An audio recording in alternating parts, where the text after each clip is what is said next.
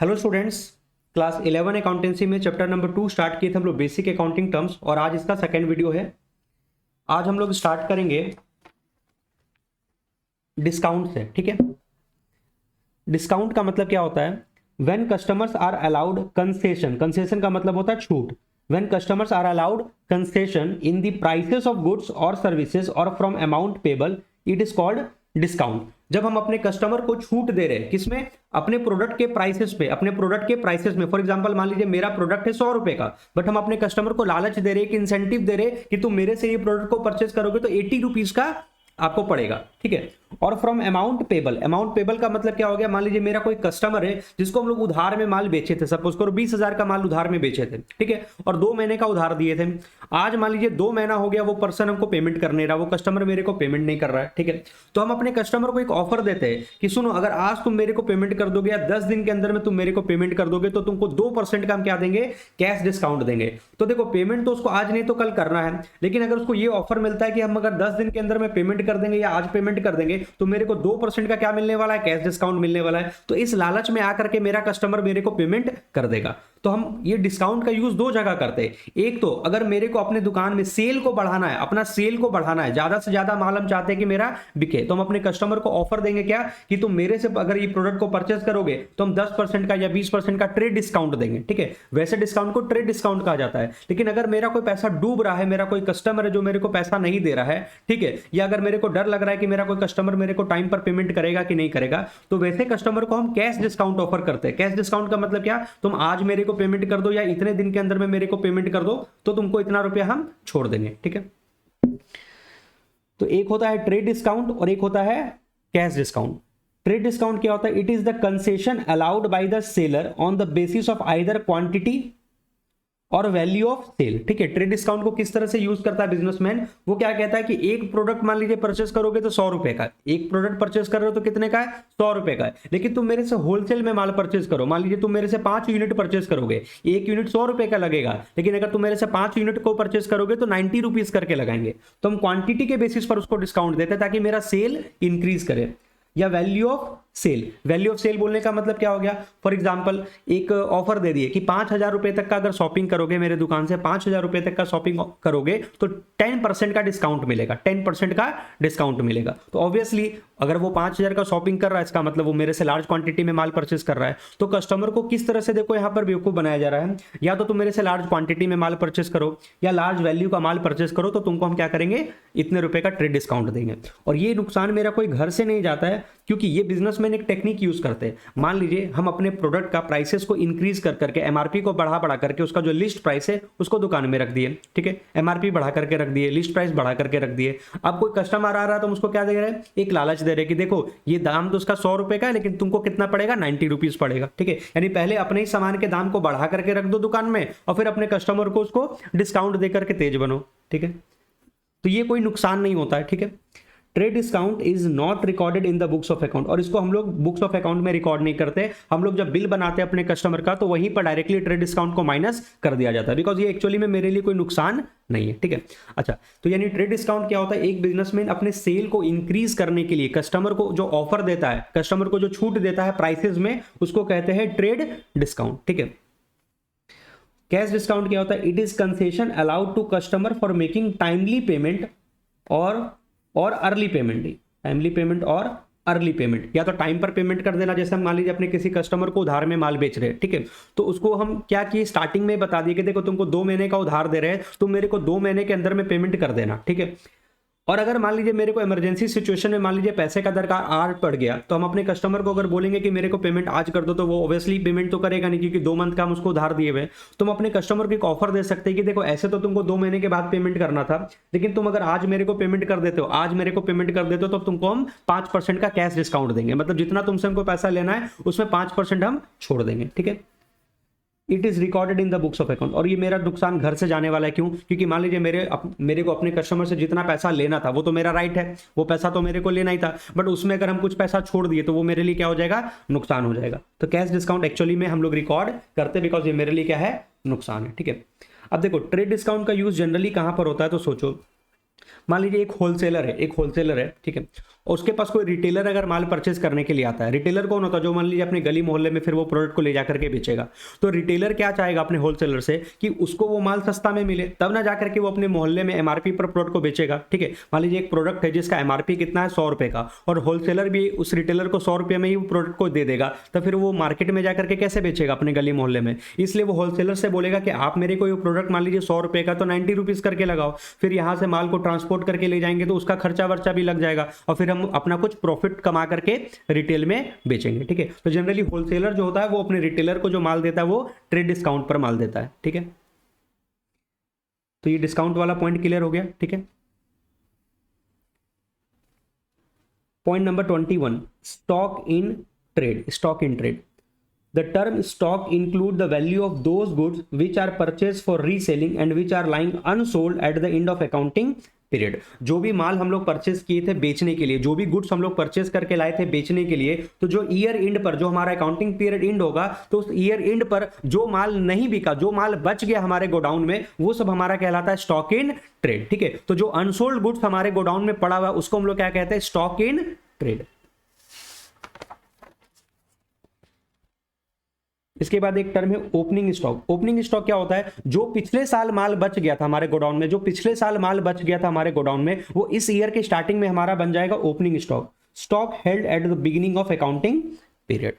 और closing stock क्या होगा, जो इस साल हमारा जो करंट ईयर है, करंट ईयर के एंड में जो माल जाकर के बच जाएगा वो क्या बन जाएगा, closing stock. Stock held at the end of accounting period. तो एक होता है ओपनिंग स्टॉक, जो पिछले साल बच गया था वो इस साल का क्या बनेगा, ओपनिंग स्टॉक, और जो इस ईयर के एंड में बच जाएगा वो क्या हो जाएगा, closing stock. Distinction between stock and inventory. अब ये दो टर्म है, ऐसे तो ये दोनों सिमिलर टर्म है, बट इन दोनों में कुछ टेक्निकल डिफरेंस है जो अभी समझ लेते हैं। स्टॉक और इन्वेंट्री में क्या अंतर है। स्टॉक एक ब्रॉड टर्म है, ठीक है, इन्वेंट्री एक ब्रॉड टर्म है, इन्वेंट्री के अंदर में स्टॉक आ जाता है। Stock refers only to the value of those goods which are purchase for reselling. Stock हम किसके लिए यूज करते हैं, उन गुड्स के लिए जिनको हम खरीद करके ला रहे हैं बेचने के लिए, and which are lying unsold at the end of accounting period, और जो ईयर एंड पर अकाउंटिंग पीरियड के एंड पे हमारे गोडाउन में बच गया उसको कहते हैं stock. Where as the inventory is a wide term which include stock also, this inventory includes the following. तो इन्वेंट्री के अंदर में क्या क्या आता है, इन्वेंट्री का मतलब हमारे पास जो रॉ मेटेरियल बचा हुआ है, हमारे पास जो वर्क इन प्रोग्रेस बचा हुआ है, हमारे पास जो फिनिश गुड्स बचा हुआ है, और हमारे पास जो स्टॉक इन ट्रेड बचा हुआ है, वो सब किस में आ जाएगा, इन्वेंट्री के अंदर में आएगा। तो देखो ना, जो पर्सन जो मैन्युफैक्चरिंग का काम करते हैं, जो मतलब रॉ मटेरियल लाते हैं उसको प्रोसेसिंग करके फिनिश गुड्स बना करके बेचते हैं, तो उनके गोडाउन में, उनके फैक्ट्री में अगर जाओगे तो कुछ कच्चा माल रॉ मटेरियल भी पड़ा हुआ मिल सकता है। कुछ रॉ मटेरियल जिनके ऊपर काम स्टार्ट कर दिए थे, प्रोसेसिंग करना चालू कर दिए थे, बट जो अभी कंप्लीट नहीं हुआ वो वर्क इन प्रोग्रेस के स्टेज में होगा। और कुछ गुड्स तो बन करके कंप्लीट तैयार हो गए होंगे, तो वो फिनिश गुड्स के कैटेगरी में आएगा। ठीक है, और अगर बिजनेसमैन मान लीजिए कुछ गुड्स को डायरेक्टली परचेस करके ला रहा है बेचने के लिए, ठीक है, वो खुद से मैन्युफैक्चर नहीं कर रहा है, जो परचेस करके ला रहा है बेचने के लिए, वो गुड्स अगर बचा हुआ तो उनको क्या कहते हैं, स्टॉक इन ट्रेड। तो इन्वेंट्री के अंदर में स्टॉक इन ट्रेड का भी गुड्स आ गया, स्टॉक इन ट्रेड भी आ गया, फिनिश गुड जो बचा हुआ वो भी आ गया, जो वर्क इन प्रोग्रेस वाले स्टेज में वो भी आ गया, और जो रॉ मेटेरियल है वो भी तुम्हारा इन्वेंट्री के अंदर में आ गया। तो इन्वेंट्री और स्टॉक को हम लोग जनरली क्लास 11 में सिमिलर टर्म दोनों इंटरचेंजेबली यूज कर सकते हैं, बट दोनों में डिफरेंस क्या है कि इन्वेंट्री एक ब्रॉड टर्म है, इन्वेंट्री के अंदर में स्टॉक इन ट्रेड भी आता है। ठीक है, ये दोनों को अभी स्किप कर दो, इसका आपको यूज नहीं है। ठीक है, इसके बाद है एक्सपेंडिचर। ठीक है, बेसिकली हम लोग जो अकाउंटिंग कर रहे हैं दो ही चीज का तो अकाउंटिंग कर रहे हैं, एक रिसिप्ट का और एक एक्सपेंडिचर का, कितना पैसा बिजनेस में आया और कितना पैसा बिजनेस से गया। ठीक है, एक्सपेंडिचर अमाउंट स्पेंड और liability incurred for acquiring assets goods और सर्विस। जो भी एसेट्स को परचेज करने के लिए, या जो भी गुड्स को परचेज करने के लिए, या जो भी हम सामने वाले से सर्विस लिए, उसके ऊपर जो भी पैसा हमारा खर्च हो रहा है वो सब हमारे लिए क्या है, एक्सपेंडिचर है। ठीक है, जो भी एसेट्स हम लोग परचेज करके ला रहे हैं, जो भी मार्केट से गुड्स परचेज करके ला रहे हैं, या जो भी हम लोग सर्विस खरीद रहे हैं, उसके लिए जो भी पैसा हम खर्च कर रहे हैं, ठीक है, या अगर हम मान लीजिए उधार में खरीद रहे, उधार में लेकर के आ रहे हैं, तो जो मेरे ऊपर एक लायबिलिटी चढ़ गया, जो मेरे लिए एक लायबिलिटी चढ़ गया, उसको भी हम लोग अकाउंट्स में क्या करते हैं, एक्सपेंडिचर। तो जितना पेमेंट हम कर दिए या जितना पेमेंट हमको करना है किस चीज का, एसेट्स का, गुड्स का और सर्विस का, वो सब मेरे लिए क्या कहलाता है, एक्सपेंडिचर कहलाता है। अब एक्सपेंडिचर को हम लोग फर्दर क्लासिफाई करते हैं as revenue expenditure and capital expenditure. अभी ये डेफर्ड रेवेन्यू एक्सपेंडिचर मत समझो, अभी बस ये मान करके चलो कि दो तरह का एक्सपेंडिचर होता है, या तो वो आपके लिए रेवेन्यू एक्सपेंडिचर होगा या तो वो आपके लिए कैपिटल एक्सपेंडिचर होगा। रेवेन्यू एक्सपेंडिचर क्या, ऐसा कोई भी एक्सपेंडिचर, ऐसा कोई भी खर्चा the benefit of which is consumed with in the current accounting period, ऐसा कोई भी खर्चा जिसका बेनिफिट आपको इसी साल करंट ईयर में मिलने वाला है, करंट अकाउंटिंग पीरियड में मिलने वाला है। और कैपिटल एक्सपेंडिचर क्या होता है, ऐसा कोई भी expenditure the benefit of which will be consumed in future and such expenditure are incurred to acquire asset और to increase the efficiency of the asset. अब देखो ये एसेट टर्म बार बार रिपीट हो रहा है, तो पहले एसेट को समझ लो क्या होता है।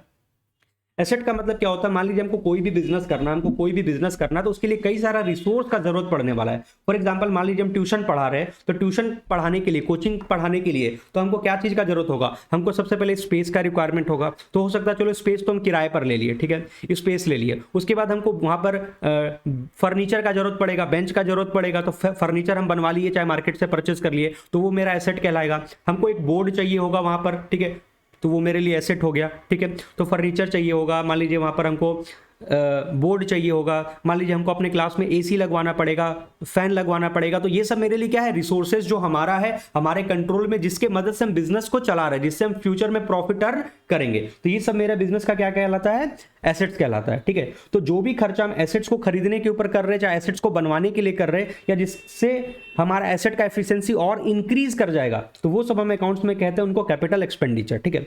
तो रेवेन्यू एक्सपेंडिचर क्या, जिसका बेनिफिट आपको करंट ईयर में मिलने वाला है। जैसे फॉर एग्जांपल हम स्पेस किराए पर लिए, तो जो भी हम रेंट पे कर रहे हैं वो मेरे लिए रेवेन्यू एक्सपेंडिचर है। जो हर मंथ हम बिजली बिल पे कर रहे हैं वो रेवेन्यू एक्सपेंडिचर है। हम जो इलेक्ट्रिसिटी का चार्ज पे कर रहे हैं वो मेरे लिए रेवेन्यू एक्सपेंडिचर है। लेकिन हम जो फर्नीचर परचेस करके लाए वो हमको लॉन्ग टर्म बेनिफिट प्रोवाइड करेगा, 4-5 साल तक चलेगा। हम जो एसी लगवाए अपने क्लास के अंदर में वो लॉन्ग टर्म बेनिफिट प्रोवाइड करेगा। तो वो सब बड़े खर्चे को हम किस नाम से जानते हैं, कैपिटल एक्सपेंडिचर, ठीक है। इसके बाद है एसेट्स क्या होता है। सबसे मेन देखो पूरे अकाउंट्स के अंदर में सबसे इंपॉर्टेंट टर्म आपको यही सब समझना है। एक तो एसेट समझना है, एक लायबिलिटी समझना है, एक इनकम समझना है और एक एक्सपेंस समझना है। ये 4 टर्म, एसेट, लायबिलिटी, इनकम और एक्सपेंस। सबसे पहले एसेट्स का मतलब क्या होता है। एसेट्स क्या है, रिसोर्सेज ओन्ड और कंट्रोल्ड बाय एंटिटी, जो हमारा है, हमारे कंट्रोल में है, जिससे हम लोग को फ्यूचर में बेनिफिट होने वाला है, जिससे हमको फ्यूचर में इकोनॉमिक बेनिफिट मतलब मॉनेटरी बेनिफिट होगा।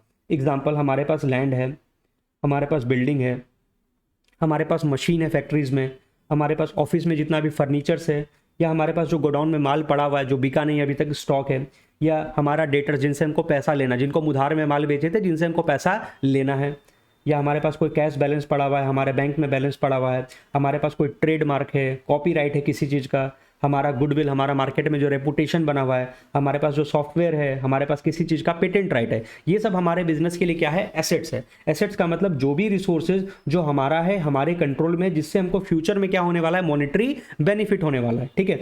तो एसेट्स के अंदर में क्या क्या आ सकते हैं, आपके पास जो भी लैंड है, बिल्डिंग है, जो भी मशीन है, आपके पास फर्नीचर है, आपके गोडाउन में जो माल पड़ा हुआ है स्टॉक, आपको अपने कस्टमर से जो पेमेंट रिकवर करना है, डेटर, आपके पास जो कैश पड़ा हुआ है, बैंक बैलेंस पड़ा हुआ है, आपके पास कोई ट्रेडमार्क है, कॉपीराइट है, गुडविल है, सॉफ्टवेयर है आपके पास और पेटेंट है, ठीक है। ये सब आपका होना चाहिए। आप अगर इसको रेंट बेसिस पर लेके आओ तो ये आपका एसेट नहीं माना जाएगा। फॉर एग्जांपल, हम कहीं से मान लीजिए कोई बिल्डिंग है, हम किसी से कोई बिल्डिंग ली है, ठीक है, रेंट बेसिस पर, तो हम रेंट जो पे कर रहे हैं वो मेरे लिए एक्सपेंस माना जाएगा और ये बिल्डिंग मेरा एसेट नहीं है। तो एसेट होने के लिए ऑनरशिप होना जरूरी है, टाइटल मेरे पास होना चाहिए, ठीक है। अब ये एसेट 2 तरह का होता है, एक होता है नॉन करंट एसेट्स और एक होता है करंट एसेट्स। अगर सिंपल लैंग्वेज में बात करें तो नॉन करंट एसेट्स ऐसा एसेट होता है जो लॉन्ग टर्म तक हमको बेनिफिट प्रोवाइड करेगा, 1 साल से ज्यादा, और करंट एसेट्स वो होता है जिसका बेनिफिट 1 साल के अंदर में ही खत्म हो जाएगा। Non current assets those assets which are held by the business from a long term point of view and they are not meant for resale, जिनको बेचने के लिए नहीं रखे हैं, they are held either as investment के form में है या to facilitate business operation, या बिजनेस को चलाने के लिए रखे हुए, ठीक है। जैसे कि जितने भी हमारे पास फिक्स्ड एसेट्स है, फिक्स्ड एसेट्स क्या होता है, वो एसेट्स जो हमको बिजनेस में लॉन्ग टर्म बेनिफिट प्रोवाइड करते हैं, जिनको हम बेचने के लिए नहीं परचेज किए, अपने बिजनेस को अच्छे से चलाने के लिए परचेज किए। जैसे मान लीजिए मेरे कोचिंग के अंदर में जो भी फर्नीचर्स लगा हुआ है, क्लास के अंदर में जो भी मेरा एसी वगैरह लगा हुआ है, वो सब मेरे लिए क्या कहलाएगा, एक तरह से फिक्स्ड एसेट्स कहलाएगा, ठीक है। नॉन करेंट इन्वेस्टमेंट, ये नॉन करेंट इन्वेस्टमेंट्स क्या होता है, मान लीजिए मेरे पास फालतू पैसा पड़ा हुआ तो उसको हम कहीं पर इन्वेस्ट कर दिए, जमीन में लगा दिए या शेयर मार्केट में लगा दिए, ठीक है, या बैंक में एफडी करवा दिए। बैंक में एफडी करवाओगे तो वहां से इंटरेस्ट वगैरह मिलेगा। शेयर मार्केट में अगर पैसा लगाओगे तो शेयर का प्राइस बढ़ेगा तो वहां पर बेनिफिट होगा, ठीक है। तो हम अपने फालतू पैसे को क्या करते हैं, कहीं पर इन्वेस्ट भी कर देते हैं इंटरेस्ट वगैरह अर्न करने के लिए, ठीक है। Long term loans and advances, ठीक है, मान लीजिए मेरे पास फालतू पैसा पड़ा हुआ, हम किसी को एडवांस दे दिए, किसी को लोन दे दिए, उससे ब्याज कमाएंगे, ठीक है। तो ये हमारा ही पैसा है जो सामने वाले को हम दे करके रखे, तो वो तो हम पैसा उनसे रिकवर करेंगे ना, हमारे लिए एसेट है, ठीक है। तो नॉन करंट एसेट्स वो एसेट्स होते हैं, सिंपल सा समझ लो, जिसका बेनिफिट हमको 1 साल से ज्यादा मिलने वाला है। और करंट एसेट्स वो एसेट जिसका बेनिफिट 1 साल के अंदर में खत्म हो जाएगा। Those assets which are held by the firm with the purpose of converting them into cash और for using them within a short period. यहाँ पर शॉर्ट पीरियड का मतलब होता है 1 साल, ठीक है। तो ऐसा कोई भी एसेट जिसको हम लोग कैश में कन्वर्ट कर देंगे या जिसको हम लोग यूज कर लेंगे 1 साल के अंदर में, जैसे हमारे गोडाउन में जो स्टॉक पड़ा हुआ है, जो भी माल पड़ा हुआ है, उसको तो हम जल्द से जल्द बेच देंगे। हमारा जो भी डेटर है जिनको हम उधार में माल बेचे थे उनसे पैसा रिकवर करना है। अगर वो लोग रिटर्न में एग्रीमेंट करके रखे हुए, मतलब उनसे हम रिटर्न में प्रॉमिस लेकर के रखे, तो वो बिल रिसीवेबल कहलाता है। और बिल रिसीवेबल का लाइफ जनरली 3 मंथ्स का होता है, ठीक है। तो 3 मंथ के अंदर में रिकवर कर लेंगे। हमारे पास जो कैश के फॉर्म में पैसा पड़ा हुआ है वो तो हमारा सबसे बड़ा करंट एसेट्स ही माना जाता है, बिकॉज बाकी एसेट्स को तो कैश में कन्वर्ट करना ही करना है, और कैश तो ऑलरेडी कैश के फॉर्म में ही पड़ा रहता है, ठीक है।